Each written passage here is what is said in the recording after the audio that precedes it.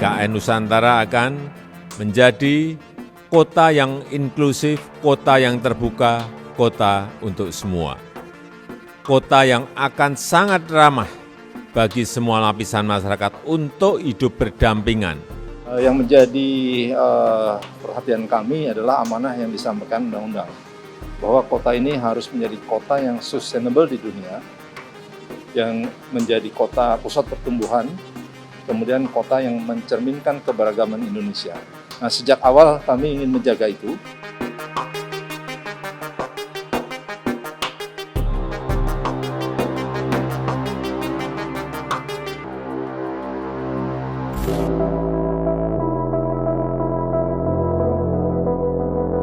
Pembangunan Ibu Kota Nusantara sudah di depan mata.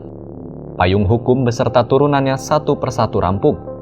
Sejumlah proyek juga mulai dikerjakan. Gagasan-gagasan besar disampaikan untuk meyakini publik bahwa pemindahan ibu kota negara merupakan hal yang niscaya. Tetapi rupanya, segala keriuhan itu hanya ada di Jakarta. Masyarakat yang lahannya masuk ke dalam ibu kota Nusantara justru banyak yang tidak tahu apa-apa. Belum lagi, masih terdapat permasalahan kerusakan lingkungan yang mengganggu hidup warga. Tim jeokompas.com pun bertandang ke IKN untuk melihat secara langsung persoalan itu.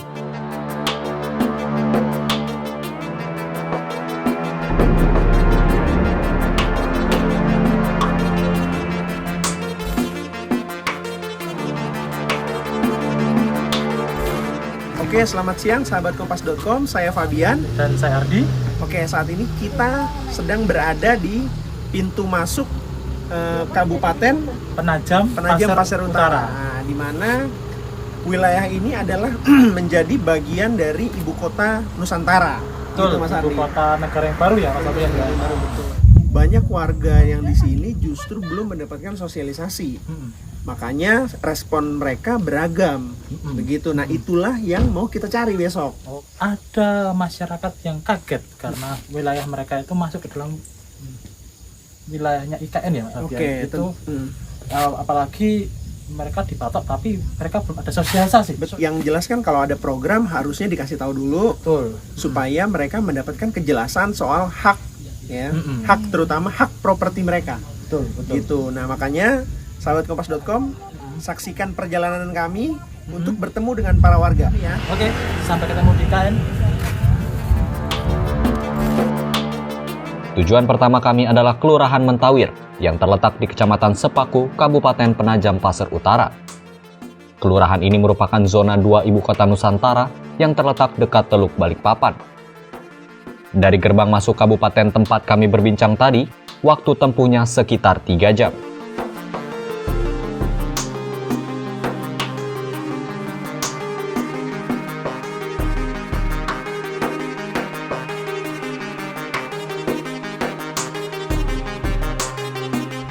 Bang, sorry, ini wilayah masuk IKN kah? Masuk IKN. Ini masuk IKN, masuk kawasan 2 ya berarti ya? Masuk kawasan 2 yang disebut kawasan pemerintahan yang luasnya 54.000. Ini lurus apa kanan nih? Kita kanan. Kanan ya? Iya. Kalau ring 2 berarti ini bisa dikatakan Kak area perkantoran ya Bang ya rencananya. Perkantoran Ring 2 area pemukiman. Pemukiman, dari ASR.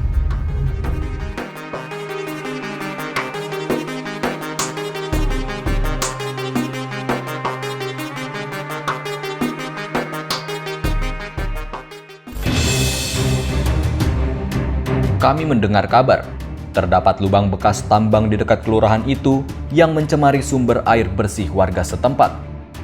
Sayangnya, kami tidak dapat mengakses area lubang tambang lantaran akses jalan yang sulit. Untuk menempuh area itu dibutuhkan waktu yang lama, dan belum tentu pula kami mendapatkan izin meliput. Dinamisator jaringan advokasi tambang, Rupang Pradharma yang bersama kami pun memutuskan mengakses lubang tambang itu menggunakan drone.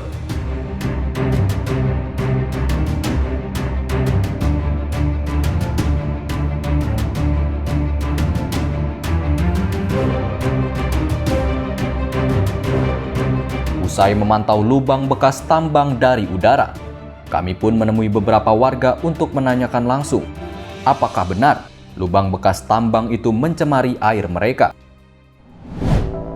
Warga pertama yang kami temui adalah Lamale. Ia merupakan mantan ketua RT selama 20 tahun. Ia tahu persis sejarah tambang batubara di dekat desanya itu hingga akhirnya diduga kuat mencemari air bersih warga. Pak, bisa diceritain nggak di dekat sini ada lubang tambang kah? Ya, Lubang ada, bekas tambang. ada. Di mana, Pak? Itu namanya Siwo sama Pilar. Dulu sejarahnya ada tambang di sana tuh yang tadi Bapak sebut gimana? Sampai itu bisa menjadi membekas lubang begitu. Ya, pertama kan itu PPSI kan dia datang sini untuk membuka tambang, bekerja sama dengan pemerintahan dengan masyarakat sini bahwa itu adalah lapangan pekerjaan. Sehubungan itu tambang itu habis batunya ya ditinggal begitu saja. Nah, tutup. Ya kalau tutup ya itu harapannya semuanya orang siapa saja namanya lubang itu kan harus direklamasi. Itu harapannya. Limbah keluarga itu kalau sepengertian saya itu selama ini tidak pernah ada isinya limbah. Tiba-tiba ada perusahaan baru ini kok ada terus bilangnya ada limbahnya. Nah, yang di mana limbah yang keluar untuk di lubang dari PPC itu? Ya, itu perkiraan saya itu yang di atasnya sekolahan itu karena ada anak sungai, aliran anak sungai di situ. Siapa tahu itu sudah yang di oleh warga lainnya. Oh, jadi maksudnya ada lubang tambang yang mengalir ke sungai yang airnya dikonsumsi sama warga gitu ya, Pak? Itu. Jadi tapi berarti warga udah nggak ngambil air dari situ lagi? Enggak. Oh, jadi sekarang warga ngambil besar.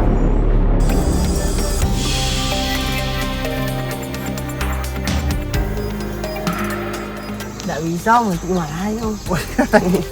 Oh gitu, pasti diomelin ya Mas ya?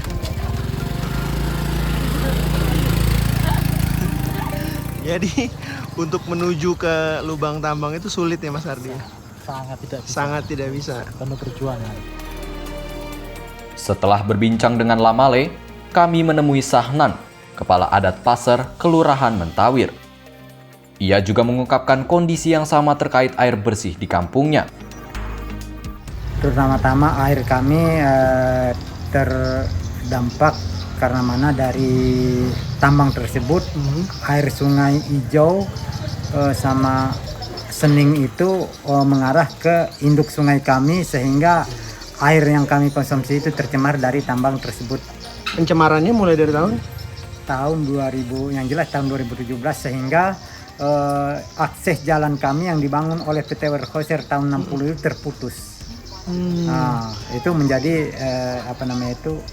kesulitan masyarakat untuk menempuh ke tempat-tempat usaha kami. Dulunya di sana kami memancing, pasang bubu, cari rotan dan sebagainya. Sekarang udah nggak bisa ditempuh lagi karena mana jalanannya rusak. Harapannya warga PT PPCI itu bertanggung jawab untuk menutup lubang tersebut dan melakukan reklamasi sehingga tambang itu bisa kami olah kembali untuk bertanam tumbuh di situ. Oke. Kalau sekarang ini kan nggak bisa.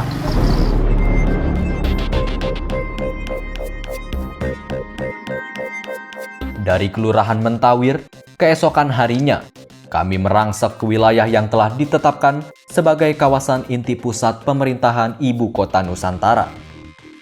Kawasan inti ini merupakan kawasan yang akan dibangun pada tahap pertama dan kedua periode 2022-2035. Di dalamnya terdapat satu desa dan satu kelurahan, yakni Desa Bumi Harapan yang diisi 419 kepala keluarga dan Kelurahan Pemaluan yang diisi 629 kepala keluarga. Kami mendengar kabar bahwa patok KIPP IKN sudah dipasang. Tetapi, sosialisasi kepada warga hingga saat ini tak kunjung datang. Warga Desa Bumi Harapan bernama Sarah adalah yang pertama kami jumpai. Sarah mengungkapkan banyak kegelisahannya atas pembangunan IKN yang minim komunikasi ini. Soal IKN ini kapan pertama kali Ibu mengetahuinya? Mengetahuinya itu dari 2019. dengar orang-orang berbicara aja sih. Kita pernah juga lihat medsos gitu. Cuman kan kita belum tahu titiknya di mana. Ternyata titik nolnya di sini. Oh gitu, jadi tidak ada seorang pun, entah itu kecamatan atau dari Pemda atau dari pusat yang memberikan sosialisasi ke ibu bahwa lahan ibu masuk ke IKN gitu. Ya belum, karena koordinasinya itu tidak sama kita gitu. Kalau ibu lahannya di sini berapa banyak? Berapa luas? Di sini ini 700 saja ini. 700 meter. 700 Oke. meter ke belakang. Katanya udah ada sempat orang Bappenas yang datang ya Bu ya? Iya, Ngapain tuh dia? dia cuma ngukur aja sih. Ngukur aja berapa luasnya, berapa ininya. Cuman kan dia belum kasih deal berapa ini mau diganti untungkan. Iya. Itu aja. Bappenas itu dari depan sampai sini aja ada 300 meter aja. Padahal ukurannya itu kan 700 meter ke belakang. Kenapa Bu alasannya? Yang nggak tahu saya alasannya, mereka nggak pernah beli alasan kepada kita gitu. Kalau menguntungkan untuk masyarakat di sini saya setuju aja sih. Tapi kalau untuk merugikan masyarakat sini saya juga tidak setuju. Bangunnya IKN. Terus harapan Ibu ke depan gimana dong? Harapannya ya pemerintah memperdulikanlah orang-orang yang asli di sini gitu kan. Entah diberi jaminan apa gitu kan, bahwa orang pribumi ini punya wewenang di sini gitu. Saya pinginnya sih kalau dalam pengerjaan IKN ini berjalan kan, ya kita ini seharusnya kita ini dilibatkan lah juga gitu kan. Entah jadi tukang sapu jalan atau apa gitu kan, ya diperkerjakanlah orang-orang sini gitu, meskipun tidak ada pendidikan gitu kan. Rata-rata kan orang di sini kan tidak berpendidikan S1, S2 kayak yang dikirim-kirim itu kan seperti itu. Katanya tidak bisa diterima di IKN kalau dia itu tidak S2 gitu. Kalau cuma tamatan SMK atau SMK, lah kita di sini kan rata-rata tamatannya di bawah SMK gitu kan, di bawah SMA gitu. Nah, tapi kalau semuanya dari sana S1, S2, lah gimana dengan kita di sini? Oke, kalau Ibu siap bantu apa? Kalau dari Ibu pribadi nih, siap berkontribusi apa? Kalau misalnya diminta untuk itu? Diminta bantu untuk pengerjaannya lah gitu. Pengerjaannya. Ya, mungkin ya dari sarana pangan lah, catering atau apa gitu kan, karena kita strategis pinggir jalan gitu kan, bisa nyuplaikan entah air minum gitu kan. Gitu.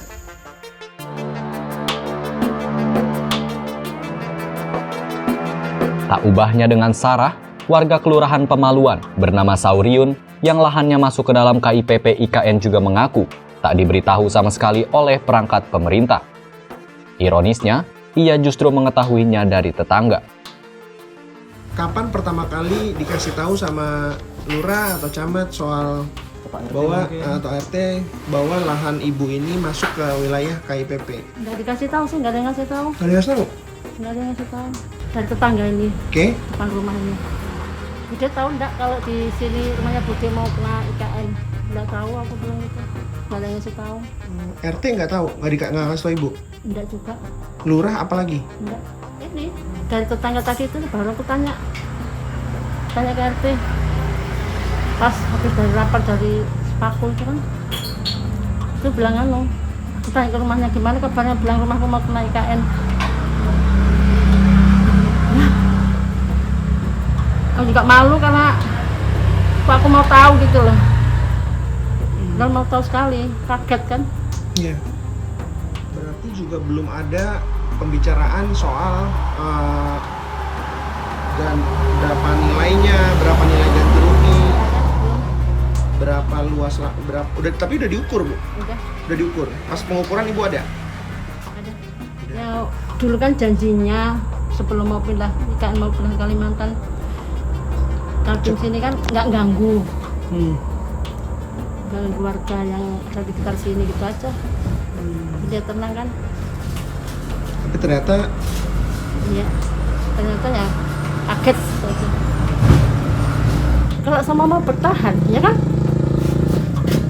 Sementara di sini kan mau jadikan IKN terus kayak apa? Ya kalau orang kecil itu kan nggak bisa berbuat apa-apa. Ya toh? Misalnya diganti untung, terus ibu mau pindah kemana? Belum tahu. Jika maunya ya jangan malah menyusahkan. Itu nggak mau disusahkan. Ketiadaan sosialisasi pemerintah membuat warga resah. Apalagi mereka yang memiliki lahan cukup luas, seperti Yosoharto, warga Kelurahan Pemaluan yang kami temui selanjutnya. Total lahan milik Bapak totalnya berapa? Kalau totalnya ya sekitar berapa ya? 8,5. Ya 8,5 hektar. lah, kurang lebih ya itu. 8,5 sampai 9. Nah, yang masuk wilayah Ini 2,5. 2,5. 2,5. Nah, Termasuk ini, termasuk depan ini. Iya, 2,5 itu berdiri apa aja di atasnya? ya ada ini bangunan ini aja sama sana Bangunan. kebun karet. Ada nggak pembicaraan soal ganti kompensasi gitu? Belum ada. Belum ada. Dipanggil itu. Cuma Pak Camat juga nggak tahu, bilangnya yang tahu orang Jakarta gitu aja. Nah, istilahnya cuma bagi untung gitu aja. Nah. Ini enggak diganti rugi Pak, ganti untung dan gitu Sama-sama aja. untung itu cuma. Tapi kalau mau diganti untungnya tetap mau aja Pak, Gitu. mau melepas. Kalau kita itu ya sebenarnya ngikutin masyarakat yang lain. Kalau yang lain memang oke ya oke gitu aja kita. Nggak berani. Kalau temannya enggak boleh ya kita ikut-ikut lah Ya, kita pokoknya soalnya kan. enggak ya pokoknya kita itu sepakat sama yang lain lah. Kalau Tapi Bapak sendiri dan Ibu setuju nggak ada IKN? Ada pembangun ibu kota dipindah di sini, setuju nggak? Ya masalah itu ya jelas setuju, tapi ya untuk kita yang diusir istilahnya enggak. Dulu yang lain ya otomatis ya bagaimana lagi kita. Kayak gini kan gantung-gantung. Nggak ada kepastian gitu loh. Oke. Berapa per meter kah? Berapa per meter kah? Terus Bilangnya dari 100 Kapan? 150 per bilangnya gitu. 150? Istilahnya enggak diganggu. Oke. Jadi di belakangnya 150 itu. Oh. pertama begitu. bilang Kenapa begitu dipanggil loh sekalinya kena itu CN1 sampai di pinggir jalan, batasnya kok di as jalan itu gitu. Atas seluruh keluh kesah warga, kami pun mengonfirmasi temuan ini pertama-tama ke aparat pemerintah tingkat kecamatan. Malam harinya, Sekretaris Kecamatan Adi Kustaman mengunjungi penginapan kami untuk menjelaskan duduk perkara sosialisasi pemasangan patok KIPP IKN ini. Adi bercerita, pemasangan patok KIPP IKN sebenarnya sudah disosialisasikan kepada warga pemilik lahan. Tetapi ia mengakui sosialisasi itu sangat singkat, sehingga hanya segelintir orang yang hadir. Nah, sosialisasi ke masyarakat sejauh ini tidak terlalu banyak ya kalau ke masyarakat, karena baru tahap persiapan yang belum melibatkan atau berdampak kepada masyarakat kami langsung. Beberapa waktu yang lalu ya ditetapkan kawasan inti pusat pemerintahan. Nah, itu kami sudah melakukan sosialisasi di kantor kecamatan dan dihadiri oleh Lurah Pemaluan, Kepala Desa Bumi Harapan, seluruh RT dan perwakilan masyarakat yang terdampak di kawasan inti pusat pemerintahan. Oke. Lalu apa jawaban masyarakat pada saat itu, Pak? Menolak atau setuju, Pak? Nah, memang waktu itu agak waktunya ya, waktu sosialisasi agak terlalu mepet ya. 1 hari sebelum pemasangan patok di KIPP baru dilakukan sosialisasi. Nah, hanya perwakilan masyarakat yang hadir di sana dan seluruhnya yang hadir alhamdulillah mengizinkan untuk lahannya dipasang patok ya. Dan yang tidak hadir, kalaupun sampai hari ini ada yang masih belum mendapatkan informasi, saya pikir wajar ya, ataupun masih ada khawatiran, ketakutan yang berlebihan, saya kira wajar. Itu bagian yang tugas kami di pemerintah kecamatan dan lurah kepala desa. Hal senada juga diungkapkan Lurah Pemaluan Ari Rahayu. Tetapi ia mengklaim, meskipun tidak semua warga pemilik lahan hadir dalam sosialisasi itu, informasi telah diteruskan melalui ketua-ketua RT setempat. Sekitar 28 detik ada di RT 5 dan RT 6 Kelurahan Pemaluan. Berapa kakak, Bu? Kalau kakaknya RT 5 kalau nggak salah ada sekitar 16, selebihnya RT 6. Nah, RT 6 berapa tuh, Bu? Itu sudah datanya dari Pak. Oh, dari Pak Sekjen. Iya, jadi langsung di sana itu. Oke. Dan semuanya sudah diberitahu ya Bu ya soal itu ya? Sudah. Mereka sudah diberi penjelasan. Kalau untuk ganti rugi belum ada dibicarakan sama sekali tuh. Untuk sampai hari ini yang kita tahu hanya dijelaskan akan dititipkan patok itu di kawasan KIPP di warga kami.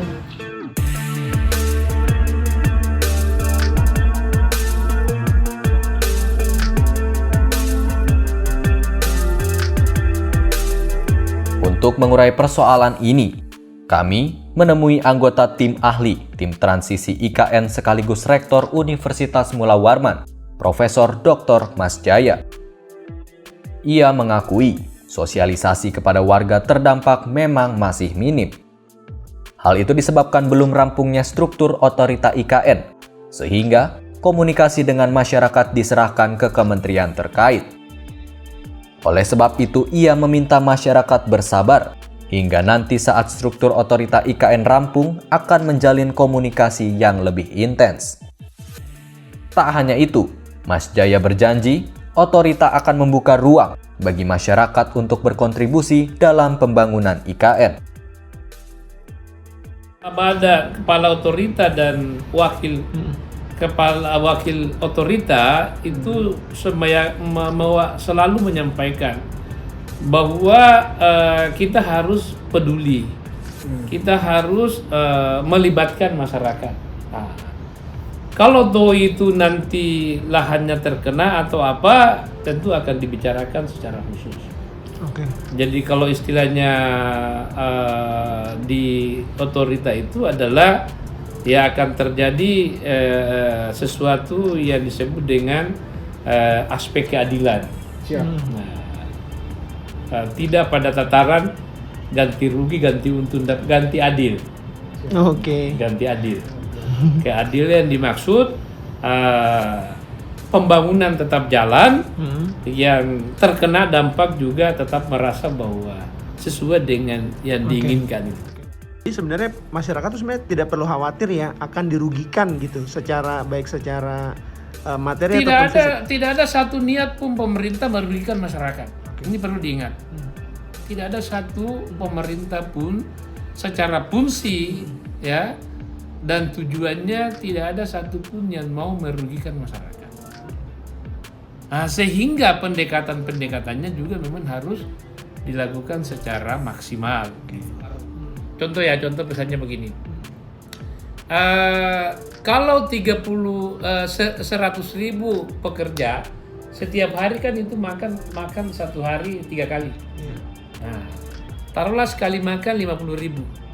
Atau kita kurangi lagi sedikit menjadi 3 kali itu 100.000. Nah, 100.000 itu makan saja. Nah, bagaimana masyarakat sekitar kita bimbing dia, kita bina dia, kita dampingi dia menjadi penyedia itu. Sehingga dia bisa mungkin di kelompok ini dia bisa melayani pekerja 50 orang misalnya atau 100 orang. Masih banyak nih, masih ada 100.000 masih ada. Nah, jadi berarti sirkulasi apa istilahnya itu ya, pendapatannya itu dalam sehari kan 100 kali 100 berapa? 10 juta sehari. Kan ini kalau tidak dikelola bagus oleh warung-warung kecil kan kaget ini. Mengelola 10, tapi kalau kita kasih manajemennya, kasih apanya, ya 100 orang aja dia tangani misalnya. Tentu dengan keterampilan, dengan apa supaya bisa diterima oleh pemenang tendernya gitu loh. Nah, kalau sudah kita dampingi mereka, datang pekerja ini ya diperhatikanlah, inilah maksudnya. Diperhatikanlah ini masyarakat yang kita sudah bimbing ini, sudah kita dampingi. Jangan bawa lagi tukang warung dari luar, gitu maksudnya.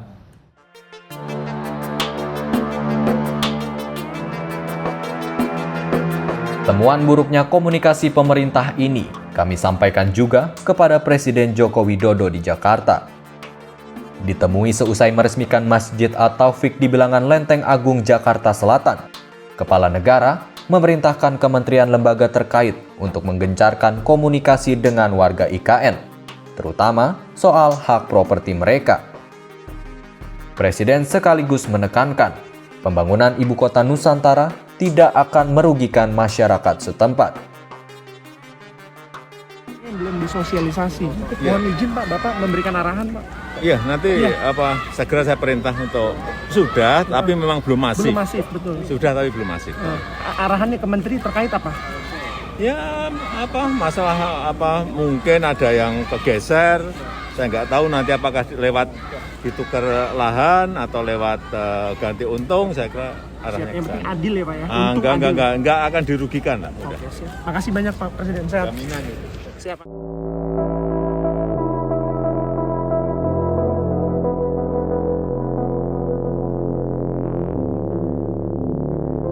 Riuh rendah pemindahan ibu kota negara ternyata hanya ada di Jakarta. Para empunya lahan yang berada di calon ibu kota baru bernama Nusantara itu justru tidak tahu apa-apa tentang nasib mereka ke depan.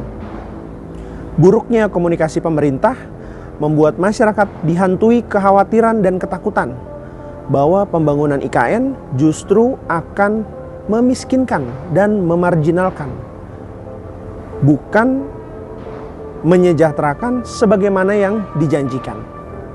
Sampai pada titik ini, tampaknya pembicaraan tentang IKN terlampau jauh.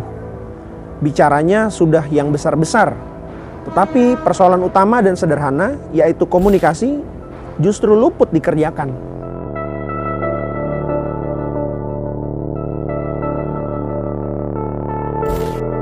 Di tangan pengambil keputusan hebat seperti Presiden Joko Widodo, mengambil hati rakyat kecil bukanlah perkara sulit.